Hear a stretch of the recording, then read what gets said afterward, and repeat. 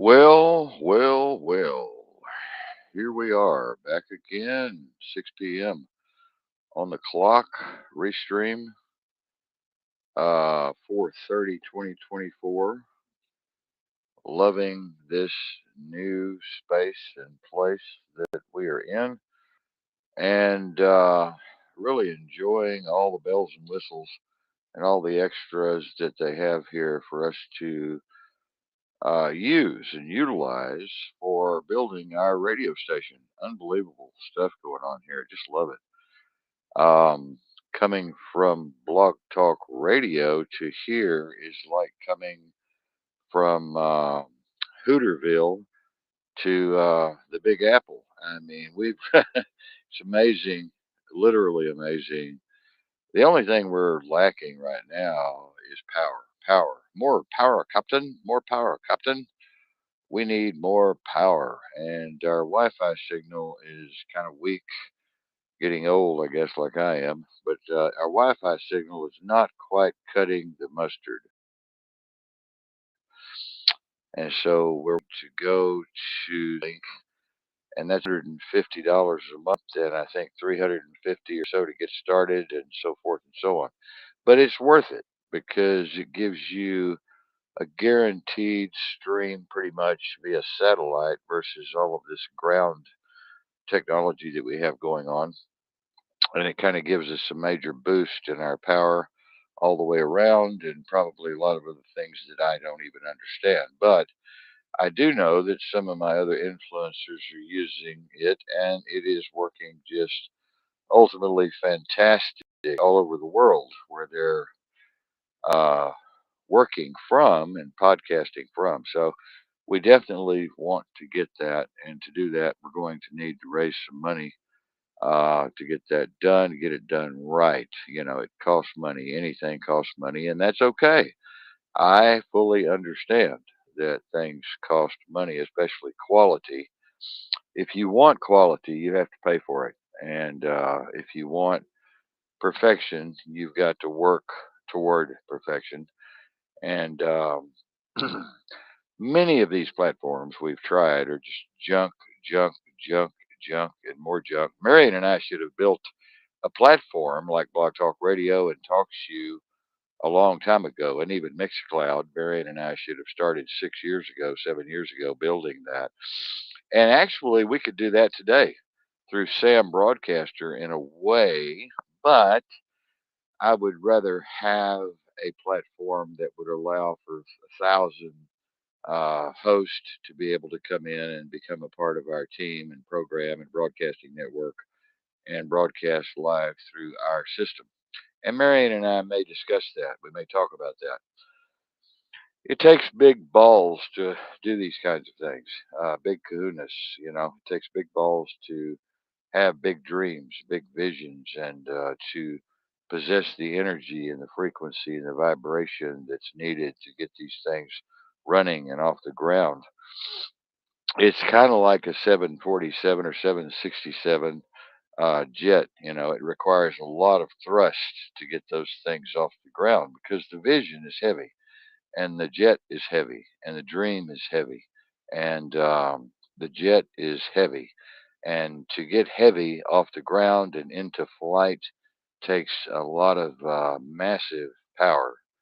And so that's exactly what we need is power. And of course, money is power. People are power.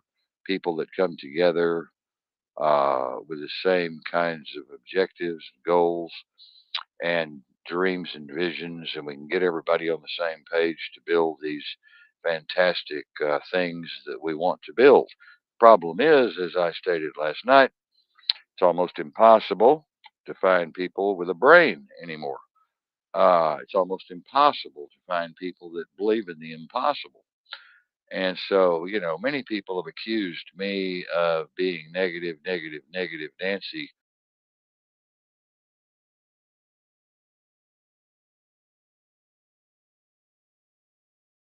on this station, and I am not negative Nancy. I'm big dreams and big visions, you know, and we've done some great things. Marion and I have together. We have done some great things. We're doing great things now. I mean, we are literally, we have done the impossible. I mean, we're doing the impossible right now as I sit here in this particular space and place. And so no one can ever tell me that we are negative and that, this and that and the other, because we're not. We are just realist. We are realist to the bone. We are as real as it gets when understanding that everything we see, hear, smell, feel, and touch is unreal and not real, not physical, and not material, but yet runs through the propagation of energy, frequency, and vibration, as Nikola Tesla put it so eloquently in all of his writings and papers and dossiers and reports and analysis. Well, off to a good start here by myself. My producer is probably thinking he's going to hang up any minute. Um, you know, you just can't. Let me tell you something, folks. You can't depend on people. You can't. People today are so damn undependable. They're so damn undependable, and they don't even know they're undependable. Got a chat here room. I want to open up. But anyway, uh, hello, Down. Good to see you, Down Boulevard. Good to see you. Might kill militia. What a stupid name. What a silly, stupid, fucked up name. You need to get rid of that like tonight. Okay, makes you sound stupid, immature, silly, and just a hood rat. Hood rat. It's crazy. It's crazy. You'll never make $1 million. You'll never run with a jet set with a name like My Kill Militia. But anyway, you're hard headed. You won't, I can't tell you anything. You're hard headed still. You're still pounding the rice over there, Down. Still pounding the rice. Back where you were before. Your life's running in a loop, a loop, a loop, a loop, a loop. You're back to the whiskey. You're back to whatever. The crazy women and all that kind of thing. And you never mount to a hill of beans, man. Never mount to a hill of fucking beans until you can break free of those chains that bind you and put you, keep you enslaved in that kind of world in the matrix. We're actually going to be discussing some of these things tonight. Very important. We're going to be discussing some of these things that most of you will go in one ear and out the other, as it always does, of course. Many of you will tune us out and turn us off, and that's just the way it goes. But it's okay. If we can reach one person, I don't mean a word of that. I'd like to reach a lot of people, and I'd like to. When I say reach, I mean really reach in and grab a hold of your frickin' cerebral cortex and just squeeze it in my hand. Um, I'd like for people to get it, really get it, get it, get it, get it, Um, but some of you folks out there, you do the same old thing in the same old way, and you get the same old stupid results, every single time. And that's definitely a form of insanity. Okay. It's a form of insanity and immaturity and a lack of discipline. Okay. And a lack of concentration and a lack of ability to focus. Okay. And many of you, it's built in, I think, to your DNA. I think it's just built into your structure of your being. It may be even a part of the machine. You're just a part of the machine. You're a player in the game, and that is your part that you're supposed to play. That I just talked about. And you're running on a script, and you cannot escape the script. You cannot get away from the script, and so therefore you have no free will, no free choice, and you have no free. Um, what was I going to say? Very important word. But anyway, no free will, no free choice, and you're just trapped. I've seen them in the pet shops, running on that wheel. They think they're really going somewhere, boy. They're running and running and running and running, and they're standing in the same place. Yeah, it's really crazy. We are busting balls over here, man. Mary has built some of the most beautiful, beautiful stores out there for ClickBank and for direct marketing, indirect marketing, all these other things on social media. Getting ready to come out of the chute here in about 3 weeks and put her stores online around the world. We're already talking to people in different countries, and she's getting some great products and things put together to put out there and sell around the world. $3 billion market out there in just what she's doing alone. Hundreds of thousands of wonderful products to be sold to the consumers around the world. She's going to do things that concern natural healing and homeopathic and naturopathic alternative medicine and meditation and all of those kinds of things. So it's really going to be a fantastic venture for her. And I'm so proud of her for what she's doing. I kick her butt every day. I beat her with a bullwhip, metaphorically, keep her on the line, keep her in line, keep her going, keep her going, keep her going, keep her going. It's so easy to stop. It's so easy to give up these days on your vision or your dream. It's so easy to just give up and go back to the same old drudgery and conventional life that you had before. And it really takes somebody behind you kicking your butt constantly to keep you moving and moving and moving and moving and move, move, move, move, move, move, move, like on Gomer Pyle, Sergeant Carter, move, move, move, move, move, move, move. And if you don't have that kind of mentoring going on, you're probably going to fail. You're probably going to fail miserably, and you're gonna pass away in the same state that you passed in on. Which is stupid. You can't fix stupid. You just can't fix stupid, folks. You can't fix stupid. Wow, what a show we've already had tonight. But tonight, I want to talk a little bit about this whole idea of space time. Uh, space time, the whole idea of space time is just an illusion, an illusion, an illusion. Time is an illusion, space is an illusion. And all that you see and hear and feel and touch and taste is an illusion. I was thinking about this before the show about, oh, I hear this and I see that and I feel this and I feel that and I smell this and I taste that. It's all bullshit. It's all just bullshit. And all of you have been drawn into this delusional way of thinking. All of you have been lied to.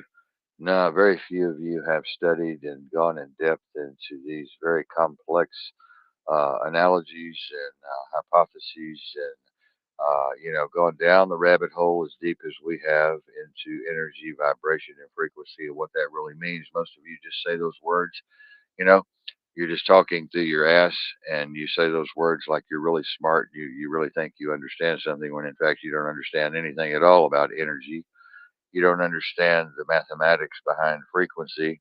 You don't understand the complexity behind vibration and how energy, frequency, and vibration goes together to form the basis of the platonic solids, as well as the particle physics and wave manifestations, the double split experiment, and how photons operate, and how light operates, and how nothing runs in a straight line in this cosmological constant.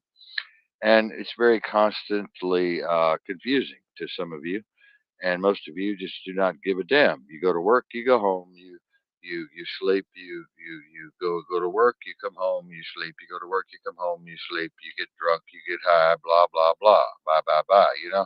Same old thing, same old thing, same old thing, same old thing. And you know, crystal diodes, yes, very important. Crystal. People need to understand crystals. You can study crystals. You can study water. Water has the same property as crystals. Trees have the same property as water, and of course, the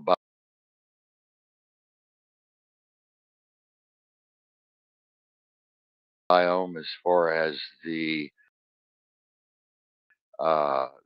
green for now about nature and about trees communicating with trees, grasses communicating with grasses, roots of trees communicating with other roots of trees, and uh, creating antibiotics to heal roots when they're sick or broken, and to send vital energies throughout the ground for hundreds of square miles. I mean, we're finding out things that are just way, way, way, way, way out there. People have no idea, when the natives and the pantheists talk about the one is in the all and the all is in the one. Um, they really mean it. You know what I mean? They really get it. And to figure out that you're not living in a physical material reality is probably one of the most fundamental things that you could do and strive for in your practice of meditation and Tai Chi and Qigong Gong and breathing exercises and moving into these states of higher states of consciousness, which allow you to escape the bounds of the lower self, the lower frequencies. You know what I mean? And so people really don't understand frequency. They haven't looked at frequency. They haven't looked at the frequency spectrum. They haven't looked at the spectral analysis of frequency. They haven't looked at the spectral analysis of vibration with frequency. They haven't studied this through sine, cosine, or through higher mathematics, or looked at the calculations that talk about these different things and how they act and interact with our environment, our totality of our environment. It's simply amazing. We're getting on a little PhD level here tonight, which is fine. I'm trying to make it as simple as I can for the simpletons, and there's kind of a user-friendly way for those who don't study anatomy and physiology and chemistry and biology and metaphysics and the ontological, the metaphysical, the esoteric, et cetera, et cetera, et cetera. Uh, Nature is so beautiful. We used to think tree huggers. A friend of mine were talking about this the other day. The old tree hugging thing where the hippies used to hug trees. They had a tree hugging time there in the late 60s. Everybody was going around hugging trees. Well, what people didn't understand is now we're finding out in science that when you're hugging a tree, you're actually receiving energy from that tree. You're expanding your aura, you're expanding your frequency, you're expanding your consciousness. The tree is actually healing. The healing properties in the tree are fantastic. They're unbelievable. They're incomprehensible. You're actually communicating with the tree in some way that we do not fully understand yet, but we do know that it's happening, just like in particle physics. We don't actually see the particles, but we can see where the particles were. And in the grand delusion of physics, we have a way of studying both particles and waves without actually seeing particles and waves. Now we're finding out that light is not continuous, that it rebirths itself along the way, and it's a very complex birthing process for anything to move outward in space time that we perceive in the lower frequencies of our brain, even the higher frequencies of our brain. So everything moves in an outward and inward direction, basically transmission and receiving powers. We transmit, we receive, we transmit, we receive. It's interactive. It's something to really contemplate on a very, very deep level. Probably need to be in a deep state of meditation to fully comprehend what I'm talking about tonight, or get a complete picture of the one is the all and the all is the one. A lot of people just say that and they think, "Oh, I'm smart, I'm smart, I'm smart. Look at me, I'm so smart." They don't really understand what that is, as far as the let me see who came on here. I don't know who. I don't know who it is. Tim Dawson. Okay, good. But they don't really understand what is going on. You want to turn your radio off or something. You're backing up. You're overriding me. That I'm hearing you. You're giving me static. I'm going if that's okay. Go back to chat. Uh, there I am. Okay. Yeah. So, we're finding out that basically the universe is conscious. Okay.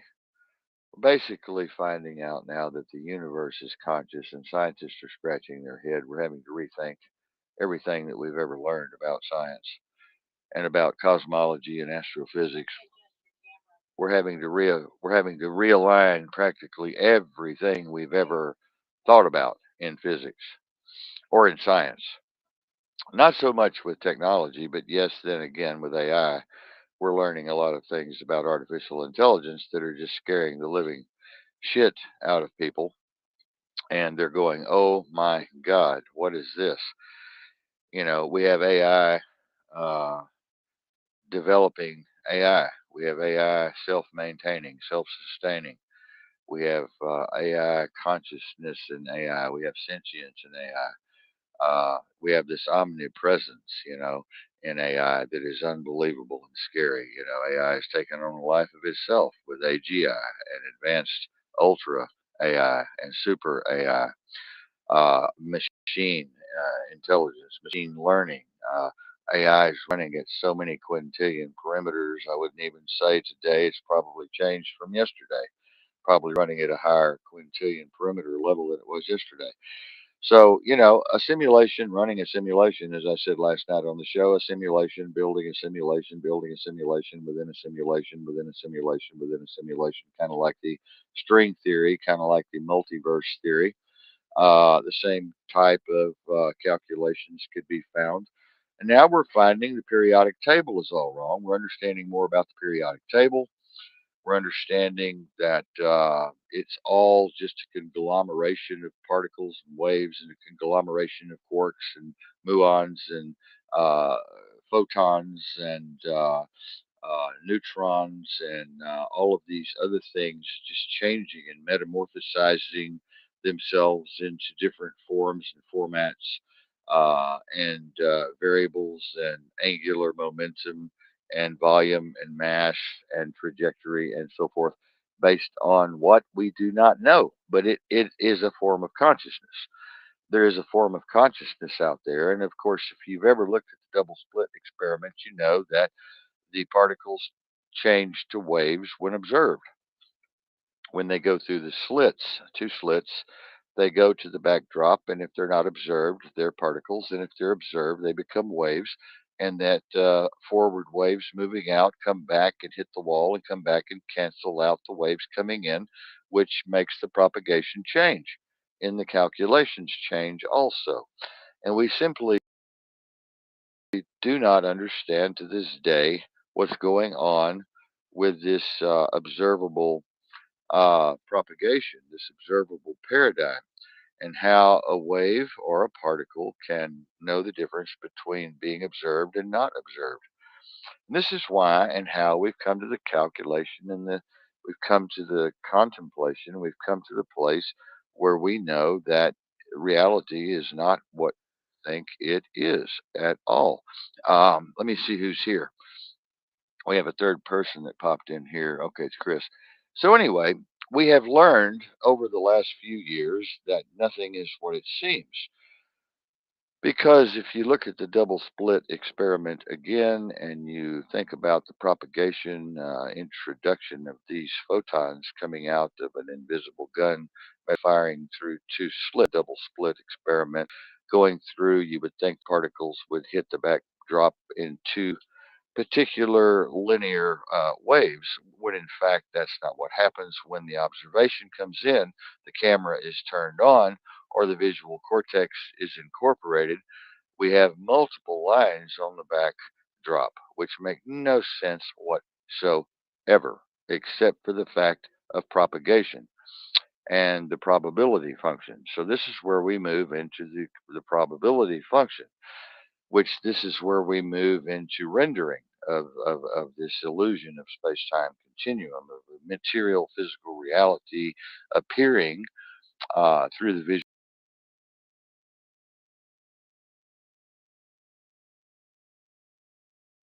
visual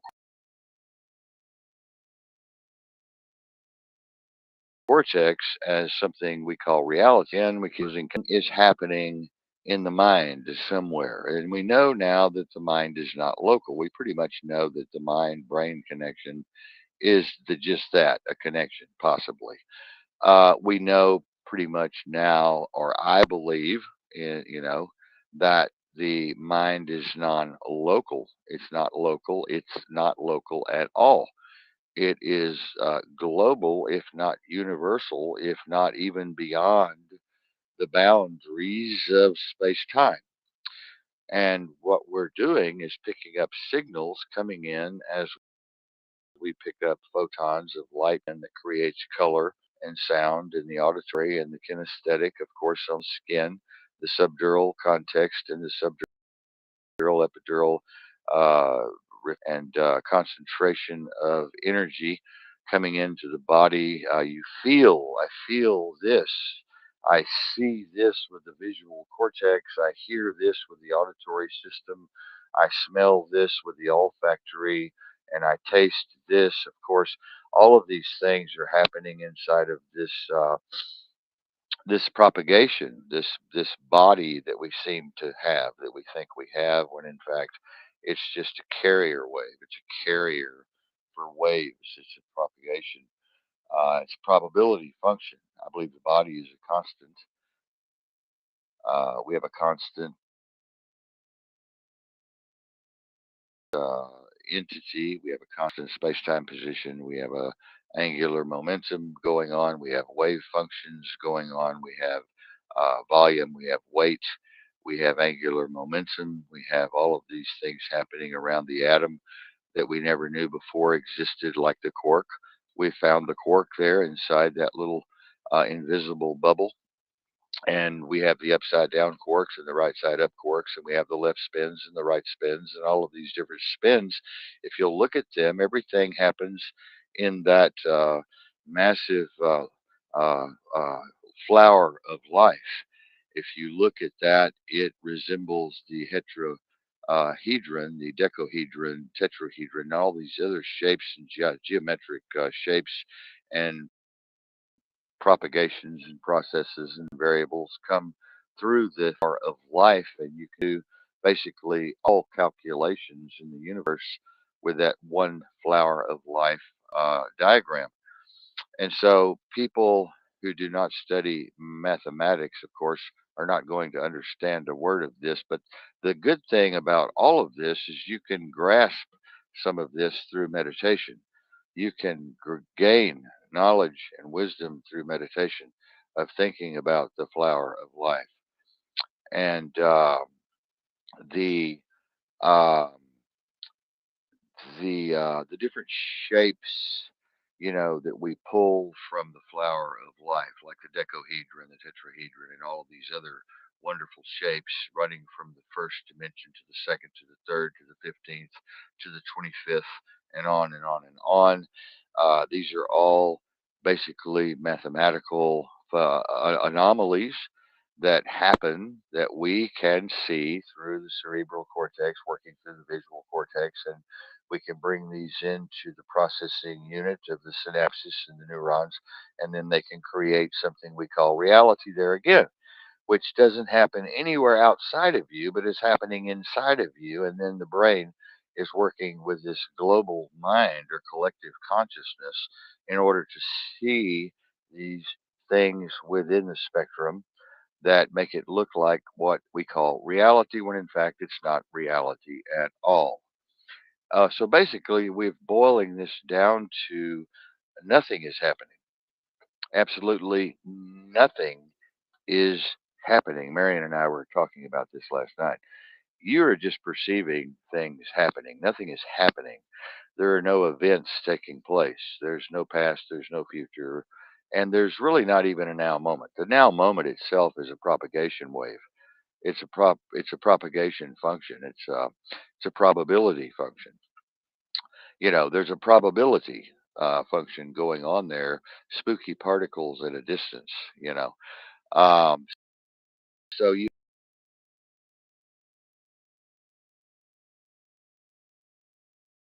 have to really stop and think, what is all what makes a self a self. Me, listen to me, see me, hear me. All of that's just energy, frequency, and vibration taking place through probability wave function within the context of the cerebral cortex. Nothing is actually happening. And what is happening is totally meaningless and has no purpose whatsoever. It's just that you're picking up energy and you're picking up frequency and you're swimming in this sea of energy and frequency and probability wave function is happening kind of at your disposal through observation, through the power of observation. I think the power of observation is probably one of the most intriguing and explosive powers that we, because if you cannot see it, it doesn't exist.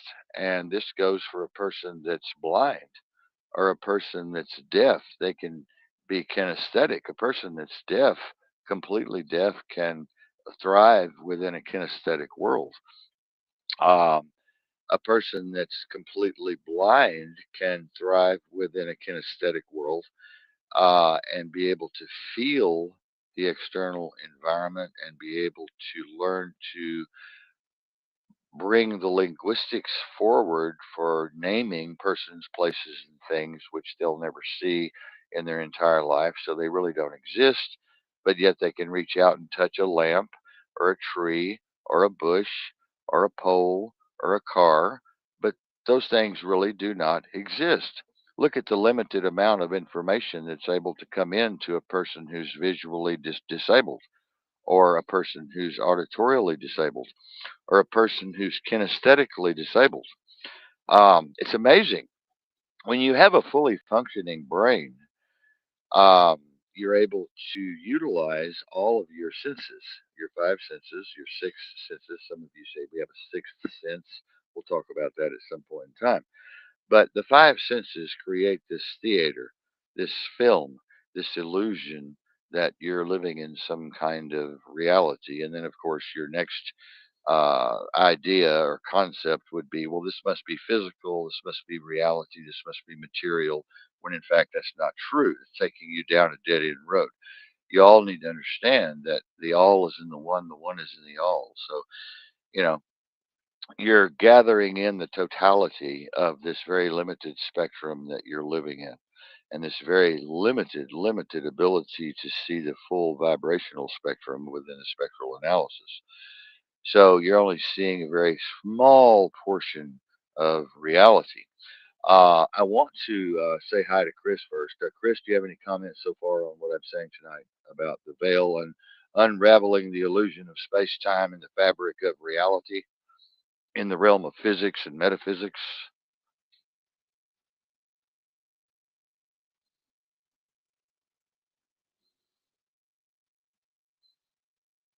Am I even online?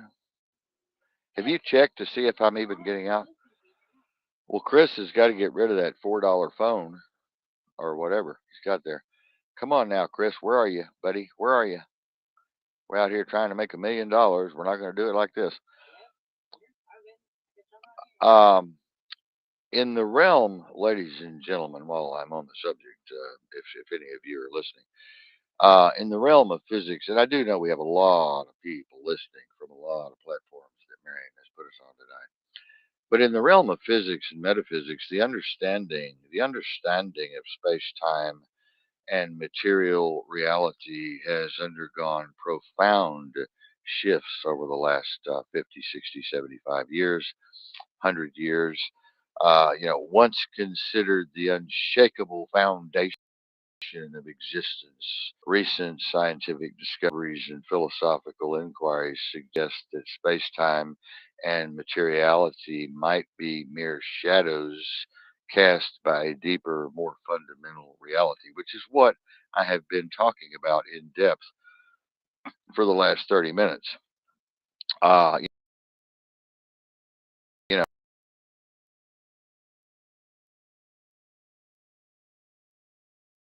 know, this illusion delusion, this grandiose. We thought we had, and we didn't. Of course, Einstein, Niels Bohr, and all of the rest tried to find the theory of everything. We were looking for that particle that would fit that calculation that would work for the theory of everything. So we got rid of time. Now we've gotten rid of gravity. Gravity doesn't exist. Time doesn't exist. So now we're having to rethink everything. And this talk tonight explores these groundbreaking ideas, delving into the latest science and philosophical hypotheses and the overarching concept that all is one and one is in all, emerging views on space time. Chris, are you there yet? Are you able to speak? Does somebody have you gagged and bound? Have you been kidnapped? What is going on? Do we need to send an extraction team in? What's going on? Traditional physics, ladies and gentlemen, has long treated time and space as absolute frameworks, and this is where we get into major trouble with absolutes. You know how I've always taught against belief, I've always taught against conclusions, and I've always taught against absolutes, and I've always told you that there is no such thing as absolutes. There's no such thing as absolute truth. So, however, the theory of relativity introduced by our friend Albert Einstein disrupted this view, proposing that space and time are interwoven, dynamic qualities that bend and warp in response to mass and energy, which is a fairly simple concept if you graduated the fifth grade. This revelation has led to further speculation by myself and many others that if space time can bend, then it might also be emergent rather than fundamental. And as we say, it can bend, it can loop, and we talk about the flower of life and the tetrahedron and all of these other geometrical forms coming out of the theory of everything, or the string theory, or other worlds theory, and so forth. Quantum mechanics and the fabric of reality, quantum mechanics further complicates our understanding of what we call reality. We need to stop thinking in terms of reality because this precludes us from thinking. It precludes us from moving forward and it keeps us in the same paradigm and the same conventional methodologies of calculations that we've had forever. The Euclidean mathematics, Euclidean geometry and the Euclidean way. Particles can be entangled over vast distances, and this is very important. And I spoke of this earlier also. Chris, are you with us or not tonight? Yeah, I'm here. Quantum mechanics, further complicates our understanding of this thing we call reality, which is just ridiculous, folks. Just unbelievably ridiculous reality. What is reality? There is no such thing as reality, folks. Let's get that out of our head right now. Particles can be entangled over vast distances. And sometimes we call this spooky particles at a distance, or at least Einstein came up with that, appearing to communicate faster than light, which they would have to propagate this illusion or delusion of reality that we perceive or seem to perceive today. These particles and waves would have to communicate faster than light, a phenomena that challenges the very structure of space time. And furthermore, the holographic principle suggests that our three dimensional experience, which we're living in, existing in, our three dimensional experience of the universe is nothing but a projection from a two-dimensional surface as its boundary. If you've ever studied the little two-dimensional man, the little one-dimensional man, this is all fifth grade math, people. These ideas hint at a universe where the distinctions between physical are blurred completely right now, where everything is interconnected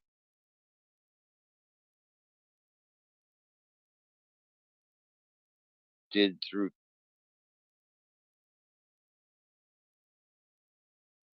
complex layers beyond landscape, if you will. We have no idea what this landscape really looks like. We have no idea whatsoever. The self is not capable of comprehending or breaking down these methodologies through any type of analysis or calculations that we might be doing in quantum mechanics or quantum physics at this time. Philosophically, the notion that all is in the one and one is in the all resonates with these scientific insights perfectly. The ancient idea is found in mysticism and pantheistic philosophies, as I spoke of earlier. Pantheism posits that all existence is fundamentally interconnected through a universal substrate. Now, here we go. You know, the substrate. Okay. I talk about the substrate all the time. I talk about the prime directive. I talk about source. If space and time are emergent, okay, emergent, then there may be a unified field of consciousness that precedes and pervades all things. Well, I would have to say yes, beyond the shadow of a doubt, a concept echoed in the philosophies of Spinoza and the volcanic traditions of the East, and millions and millions of other cultures and traditions and methodologies and hypotheses and philosophies for millions of years. These concepts of energy, vibration, and frequency are crucial to the understanding, I would say, the potential mechanisms behind the illusion of material reality. And of course, we get back propagation theory, we get back to probability theory, the probability wave function. So we've got something going on out there in the totality of something we don't understand.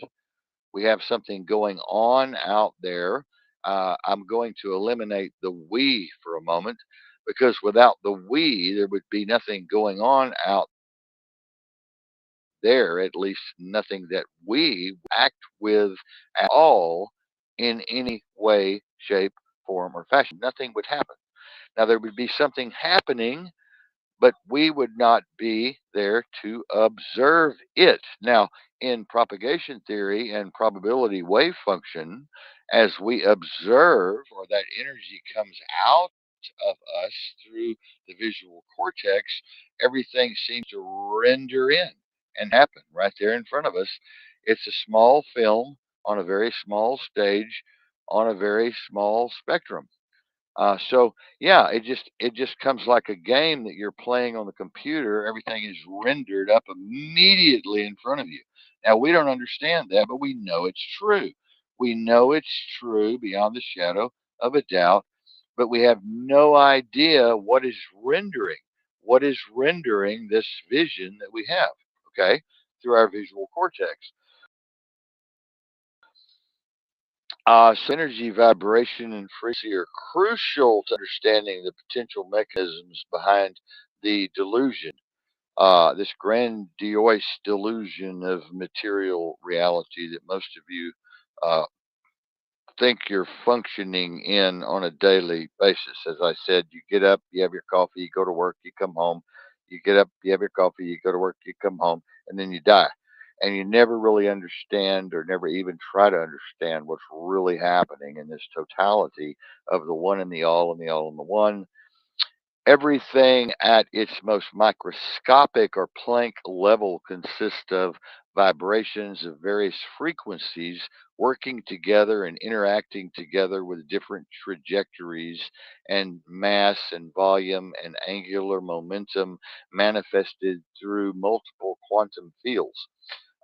So these vibrations give rise to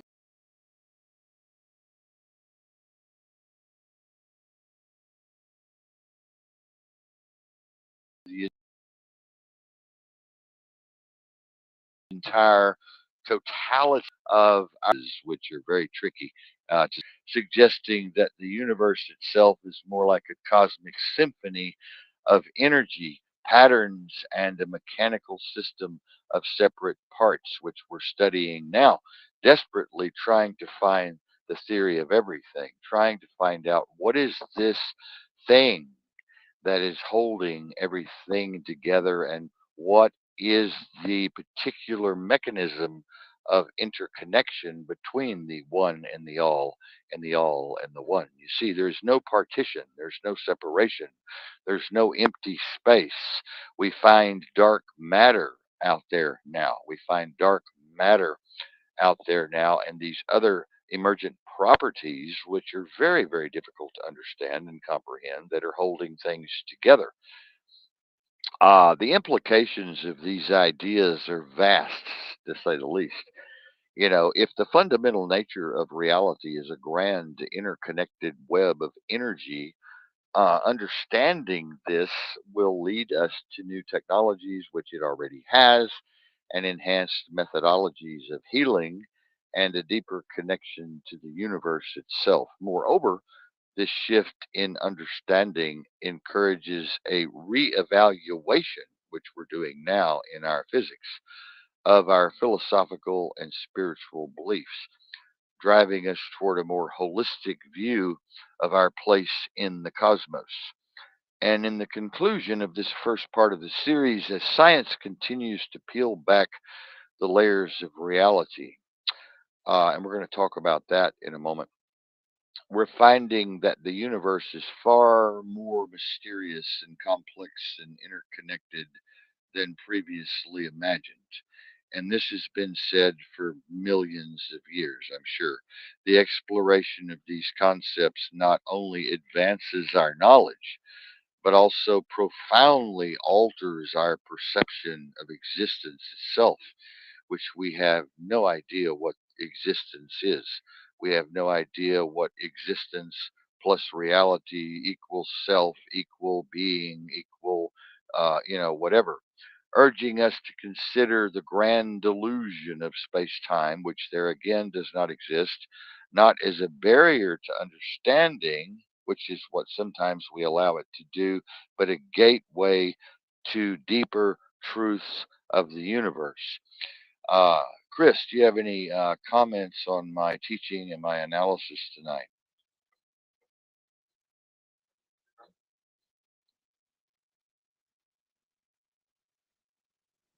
Chris, are you here? Chris is gone. Okay, well, that's just great. Can you ask Chris where he went, Mary? I'm going to have to get another Dr. Pepper. Chris bounced out on us. I don't know what we're going to do about this, folks. I really, honestly, do not. I don't care if he's on a bulldozer. I don't care. He needs to pull over and park and stop. Take his wife, get an Uber, get an Uber, and tell her to take an Uber.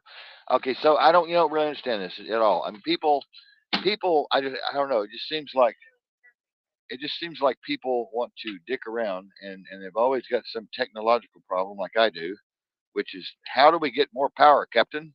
More power, Captain. You know, and obviously we need more power here. Obviously, we need more power. And Marion's looking at the pricing now for Skylink and Starlink and all that kind of thing, Spygate, and it's very expensive. I mean, it's very expensive. $100 to start up the program. $600. Okay, so it's $600 to start up the program, and then 150 a month, which we're going to go ahead and get. I'm going to go ahead and get that. I'm going to go ahead and make that happen. There we go. It's happening right now. Yes, Chris is going to get that $1 billion in that line of credit, and boom, there it is. See, we have it. And then our person that we're working with, a couple of them doing advising and counseling and consultation, going to get that money over to us, and boom, there we are. We got it. Then we can build the station that we want to build. I'm not satisfied. You know, now nobody would even notice. affairs. It's a really sad state of affairs. If I left her off the computer, off the or just died, nobody but Mary would give a shit. Okay, and so it really doesn't matter. Marion and I want to build something powerful, and to build something powerful, you have to have money, and you have to have people working with you as a team, which is very, very hard there again to do. Very, very difficult to do. You know, I've talked about this 1,000 times on the air, how difficult it is to put a team together, a real team together, and keep them together. Everybody is so wrapped up in their own bullshit. It's just, oh, I kind of look like Jesus, don't I? Just what happened there. It's like, oh, wow, amazing. Light, light, let there be light. And there was light. Who said that? Hmm. Let there be light, and there was light, and I separated the firmament. Yes, we did. Uh, I kind of looked like a deity here with this light coming in. It's a ghost. It's a ghost. But no, folks, really, you have to stop and think about the totality of the misunderstanding. We have a totality of misunderstanding of the conceptual framework of quantum physics itself. And it's a very, very difficult thing to propagate. It's a very, very difficult thing to think about. I'm going to go back into chat here just for a second. I was looking at what happened there. But somebody said something else here. I don't know what they said. Two movies, a live action and then a Ghost in the Machine movie. Yeah, yeah, yeah, yeah. Really cool, Joshua. Really cool. I'm really glad to have you here tonight, Joshua. By the way, very, very, very honored to have you here tonight. This is a very complex show that we're doing tonight. It's very, very complex, but at the same time, it's beautiful, synchronistic, and balanced, and it feels good. You know when it feels right. You can just tell when it feels right. And we have studied so long, Marion and I, and I've studied so many more years than she has in these particular areas of physics and quantum mechanics and quantum physics and mathematical anomalies and equations, and calculations, and variables and data points and so forth. Bringing these things together is beautiful, just beautiful. You have to understand, mathematicians get lost in this world. They get lost in the world of higher mathematics, and as you know, everything is mathematical. Everything I can say is mathematical because it's not the substrate now. It's not the substrate, but it is a manifestation of this substrate that we think exists. Now, granted, this is something I'm going to say that's going to be very powerful tonight, and also very profound. We do not know if there is a substrate. Okay, we do not know if there is a prime directive behind all of this silly cinema that we're experiencing with our five senses in this very limited spectrum that we see. Okay. So we have no idea where we are within the totality of that paradigm whatsoever. We have no idea where we are. We might be years in advance. We might be 10 billion years behind. We might be in some far flung part of some universe that's being rendered through probability uh, theory, through propagation, through spooky particles at a distance. We don't know what's creating the rendering that we see in the totality of the landscape that we think we are observing. And it's amazing this observational power that we have to be able to bring these renderings into some type of concept that can be realized by the human brain or the carbon form brain or the avatar or the machine or the entity or whatever you want to call yourself at this time. It's amazing to always contemplate what is the substrate. What is the substrate? Where is the substrate? When people meditate, especially those who have been meditating for years or those who have been meditating for just a few weeks, some of them who are very concentrated, very focused, and very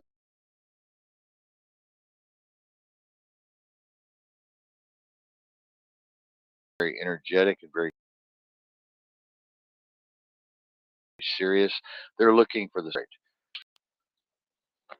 And to be perfectly candid with you, we probably will not ever find the substrate. I do not think personally that we even have the tools to even begin to observe or comprehend the substrate or analyze the substrate in any way, shape, form, or fashion. I don't even think that the English language or any other language spoken could even come close to imagining such a thing, let alone describing such a thing. It's indescribable. I mean, it has to be indescribable, and therefore it may not even exist. But the fact that we're on such a low frequency, the fact that we see such a small amount of what's going on, means that it probably does exist, but we have no idea how or why or where or who or what or if. Okay, very important. Um, and Joshua, I love the word "ghost in the machine," wherever that came from. We are the ghost in the machine, folks. Joshua could not have said it better tonight. If that's the whole show, and I just left now, Joshua did it. I mean, that's it. That Joshua did it. I mean, we are the ghost in the machine. Matter of fact, I'm starting to think we should call my show "The Ghost in the Machine." I would, I probably won't leave Lone Wolf Radio brand, but "The Ghost in the Machine" is really another show that we should do. Thank you, Joshua. Thank you very much. And please share this show, Joshua, if you can. Talk to me later. Marion's got some other ways you can share this thing. But the ghost in the machine, ladies and gentlemen, we're just a manifestation of this elusive substrate that we've been searching for millions of years. And it hasn't been found yet. And no, it probably will not be. And if it is, we won't recognize it. I promise you. We may be looking at it right now. Now, I can hear some of you saying, well, maybe we are the machine. Well, that's very possible. That's very possible that we are the machine recognizing itself. We are the machine with this intense desire to know itself. Okay. I'm sure many of you have seen the diagram of the dragon coming down with the tail coming up into the eye, and the dragon looking at the tail, which would be us, the manifestation, the imagination, the feelings, the behavior. And the machine is saying, I want more. I want to know more. I want to do more. I want to know what I have the capability of doing. I want to know how far I can go. I want to see myself. And the only way I can see myself is in the manifestation of the imagination. Okay. So that's the machine projecting, self-projecting. So we're a projection, a manifestation of the machine, or we are the ghost in the machine. Same thing, same thing. If you look at it very comprehensively.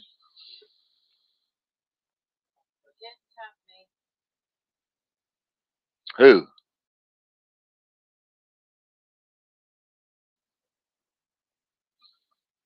Well, I'm on air. I'm busy. So anyway, folks, good show tonight. Really good show tonight. You guys need to understand that you know, Joseph, the sunlight is bright.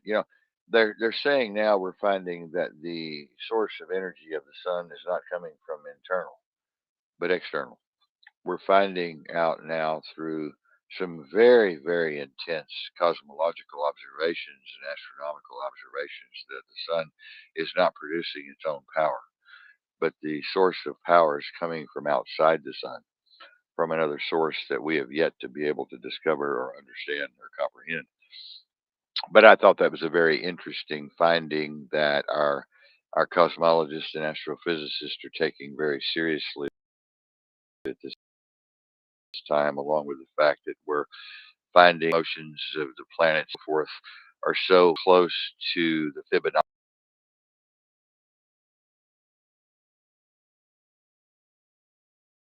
sequence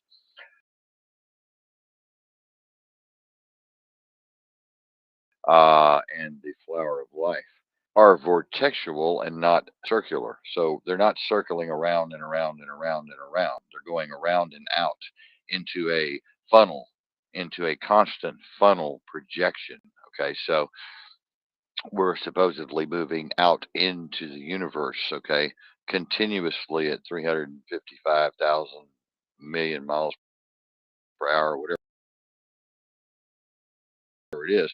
It doesn't really matter, does it? Light, obviously, I don't think, although the whole totality of the machine could be moving at the speed of light or could actually be existing in the speed of light, and we wouldn't know it. Okay, we could be a part of a photon inside the speed of light, not even know it. We're at the Planck level. For all we know, the whole cosmological constant could be Planck length.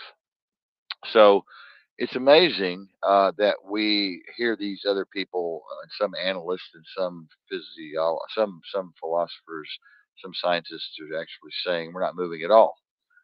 We're standing still. We're sitting still. We're not moving at all. There's no movement. There's no cosmological movement.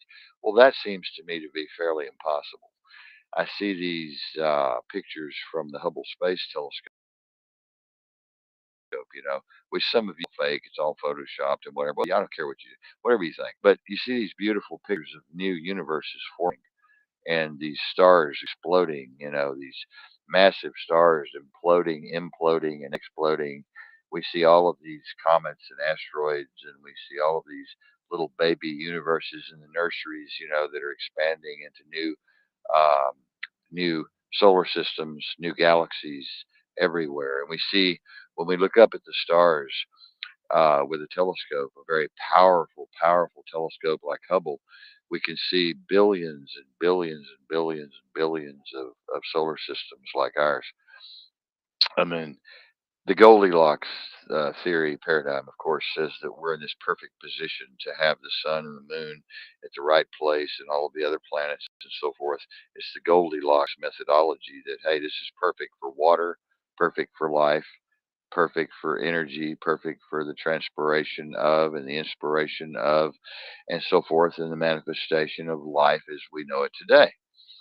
Well, there has to be, wouldn't you think, if the universe is in fact moving and these new nurseries are being manifested every second somewhere in the universe, that there's another Goldilocks situation going on somewhere.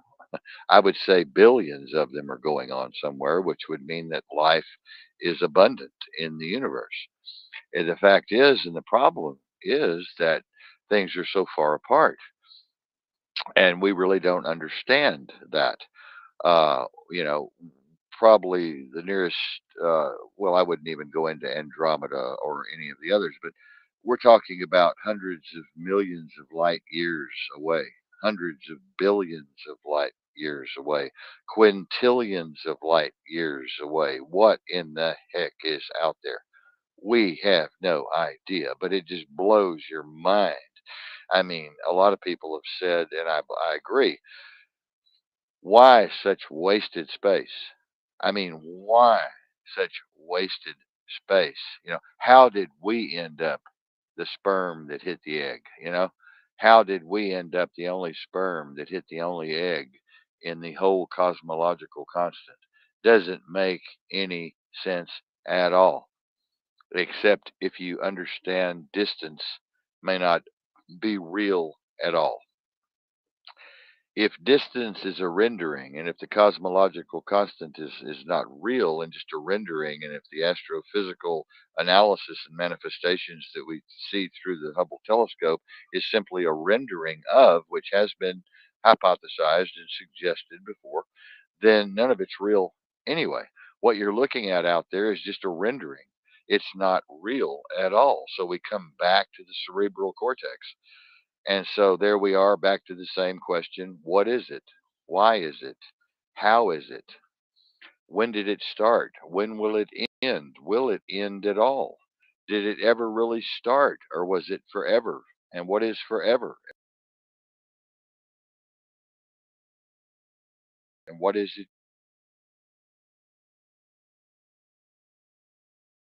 eternal, and what is infinity. Really tired of this. I think I'm going to get my foot off. We have to look at these emergent properties. We have to look at the emergent property of the avatar entity itself, which would be what we call us or me. Okay. And then we have to look at the socio psychological complexity of becoming a me. How do you do that? Well, you're born and then you start getting input from the external environment.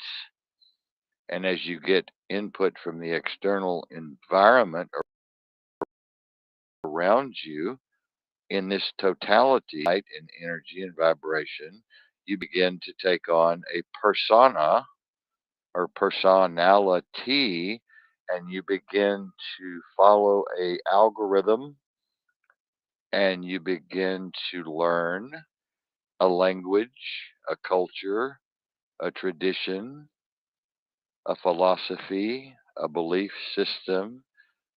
You become emotional. Behavior begins to happen.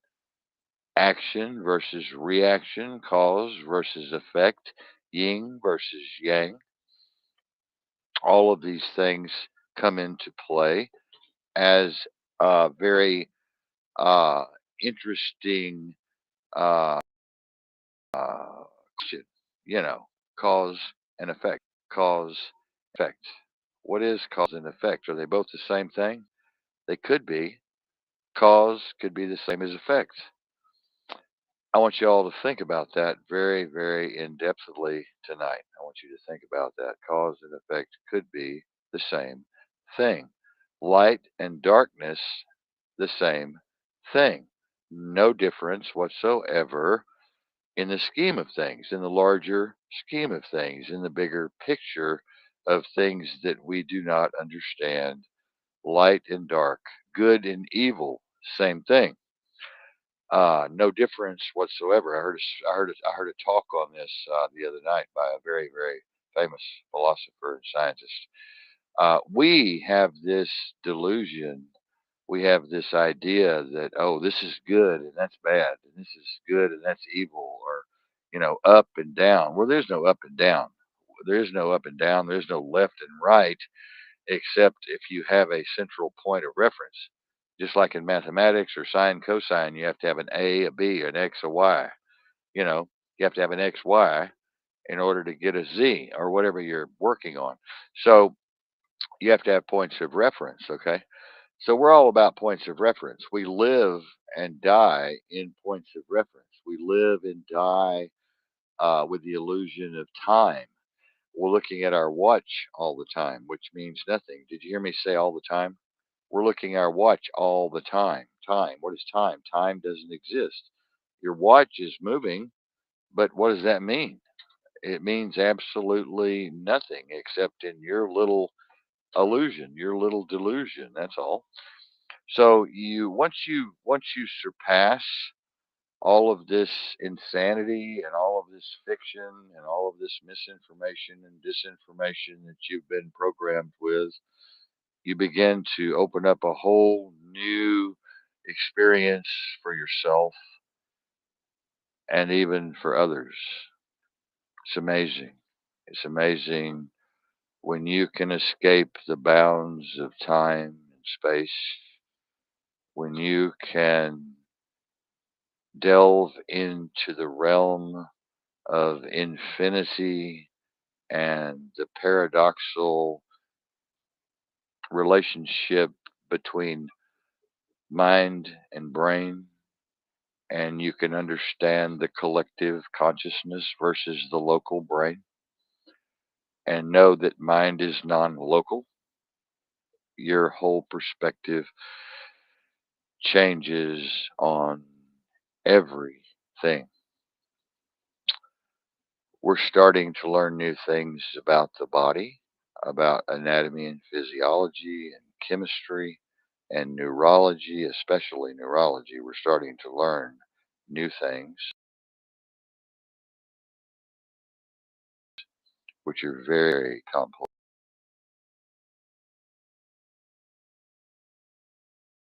and very wonderful and very phenomenal that make the brain look like a pinto bean. A pinto bean, literally. And somebody told me last night, oh, the only thing we can't do yet is instill emotion and behavior in these machines and compassion in these machines. And I said, who gives a shit?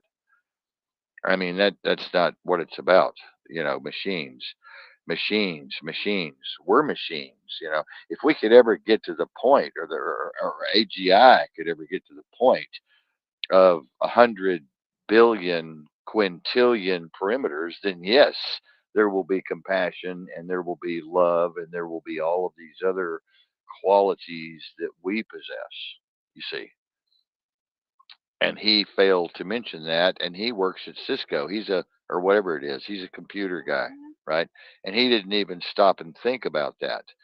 That we have been built up to this point in this moment, okay, in the present, and now we are taking these other tools and we're projecting out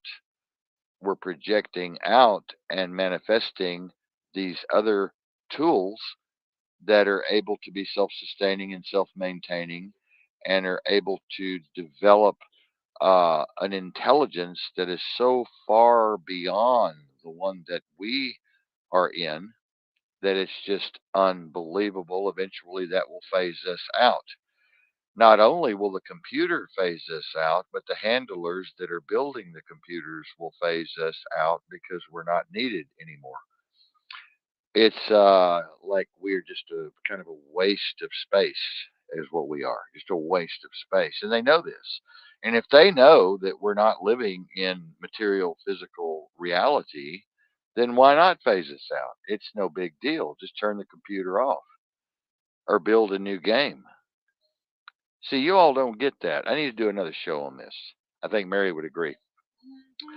Because we're getting into some really beautiful stuff, really beautiful stuff. I mean, why not just build a new machine? Why not just continue to build machine after machine after machine? Why not just keep looking at the substrate and why not just keep searching for the prime directive? And that's what's happening now. And we just get better and better and better at building and thinking and technology and science. And that's the way the program works. That's just the way it is. Okay. I'm very disappointed that Chris didn't come back on the show. He's driving. He's going to have to go to the principal's office and have be written up again. So that's bad.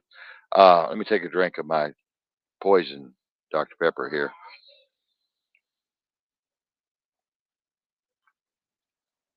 Anyway, folks, I'm going to go. We're about 113 in, and I think these shows monetize much better when I go a little lower than 2 hours or 128 or 148 or whatever. Um, Joseph, thank you for being here tonight. Joshua, thank you for the Ghost in the Machine. I'm going to do a show on that. That's beautiful. That's beautiful. I'm even going to write an article about the Ghost in the Machine. That is beautiful, Joshua. Thank you, Joshua Allen Huckle. I love you, brother. Really love you. And Joseph, I love you, and the rest of you out there listening on all the other platforms. You know that we're always here for you, and you know that we really do have a heart for other avatars, broken or not. And we've been there. We've been rich. We've been poor. We've been broken. We've been depressed. We've been down. We've been out. We've done it all, seen it all, heard it all, been all over the United States, all over the world, all over the place. And we've met all kinds of people. And we've dealt with all kinds of traditions and creeds and religions and philosophies, and we've eaten all kinds of foods from around the world, and we've just experienced so many wonderful things. It's just amazing. And I'll see you guys tomorrow night, and hopefully by then, Miriam will have this thing fixed to where you can actually hear George Carlin and some music.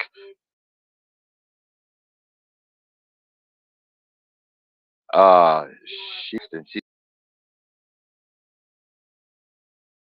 now. Is all she's doing. Just cackle, cackle, cackle. She go back there and knock her other 3 teeth out. She has lost her teeth in the front there. But anyway, she's cackling back there. I ought to put her on air, make her finish the show. That would be a amazing thing because it's, by the way, people think, well, some people think, oh, it's easy to get on there and just talk, and it's not. Trust me, it's not. It's not easy at all. Any of you that would like to try it, I would love to have you come in and audition. I would love to give you the floor. I would love to. I'd be more than happy to give you the floor. Ah, that would be so refreshing to see other people try to get through 2 hours of a show, opening and closing, and full dialogue and narrative and teaching. So, anyway, see you guys tomorrow night, and that'll be the 31st, I think, if we have 31 days in this month. And tomorrow is the first. Great, wonderful. Tomorrow is the first, and tomorrow is Wednesday. And what'd you say? In 2 weeks, Marion and I have been together 26 wonderful years. And if you guys and girls don't share the show, I'm going to come after you, and I'm going to haunt you, and I'm going to send small dwarfs over to your house to put chili pepper in your nose drops. So you guys take care and share the show, and I'll see you tomorrow.